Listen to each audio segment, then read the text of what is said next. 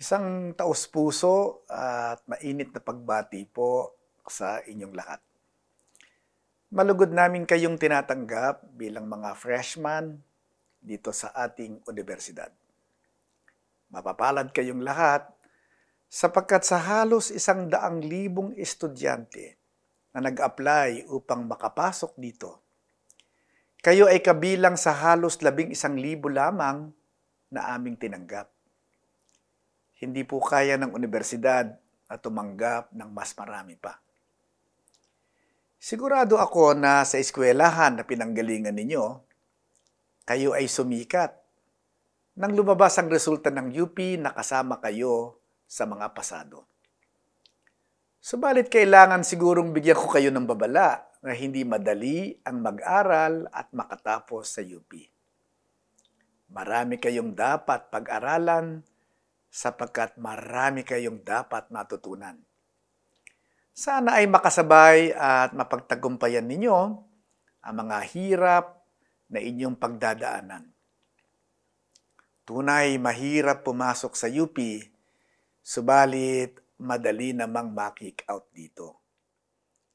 Kung sumikat kayo noong kayo ay nakapasok, siguradong sisikat din kayo pag kayo ay na-kick out.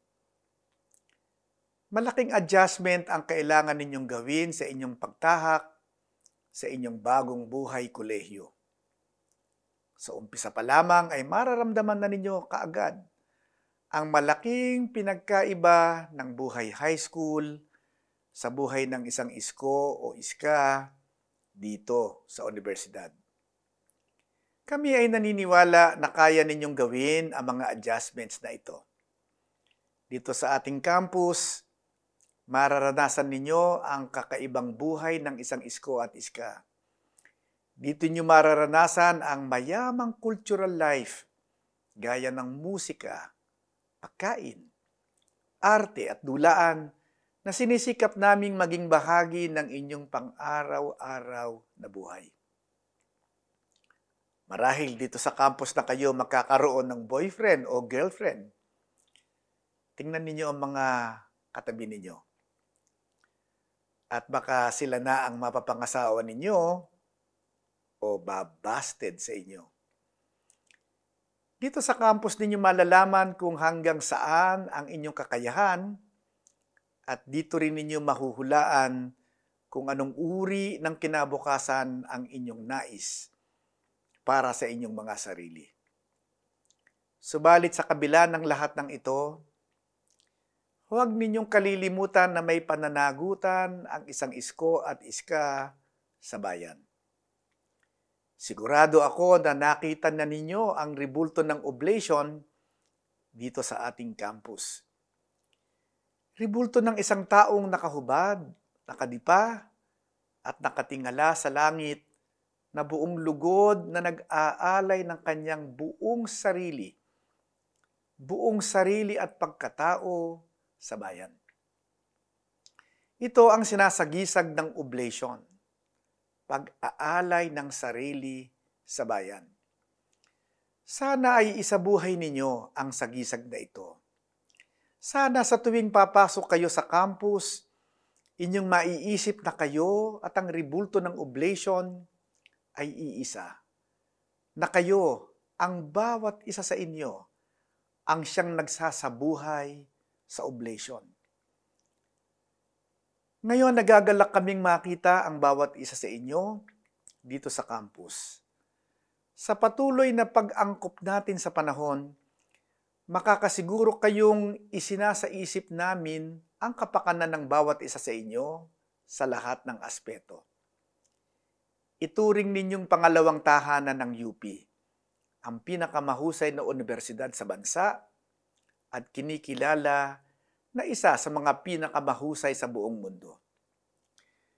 Dito kayo matututo at makikilala ng inyong mga kaakbay habang binabaybay ang landas ng isang iskolar ng bayan. Dito ninyo matutuklasan ang iba't ibang aspeto ng inyong mga sarili, lalo na ang inyong mga lakas at kahinaan.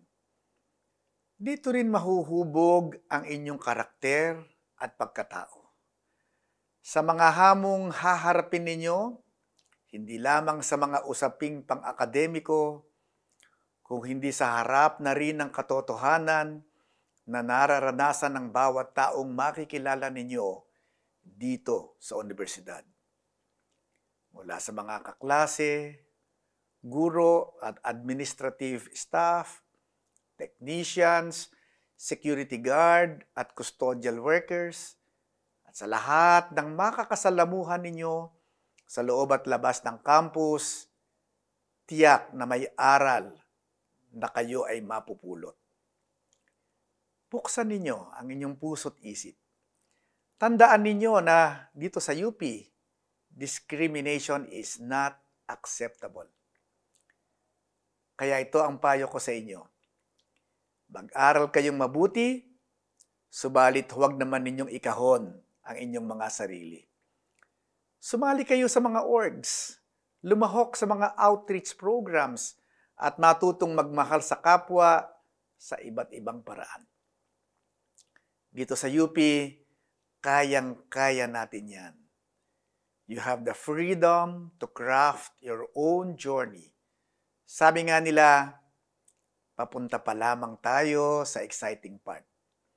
Bilang huling paalala, nais kong idiin ang pagsasapuso sa ating tradisyon ng dangal at husay.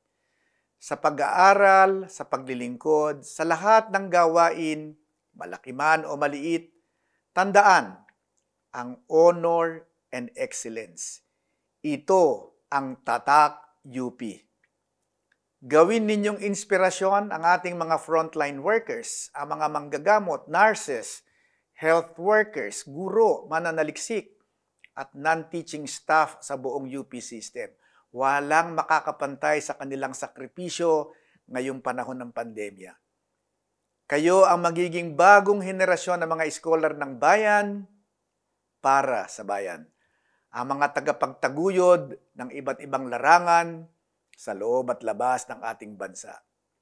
Inaasahan namin kayo at kayo rin ay makakaasang narito lamang kami upang gumabay at umalalay.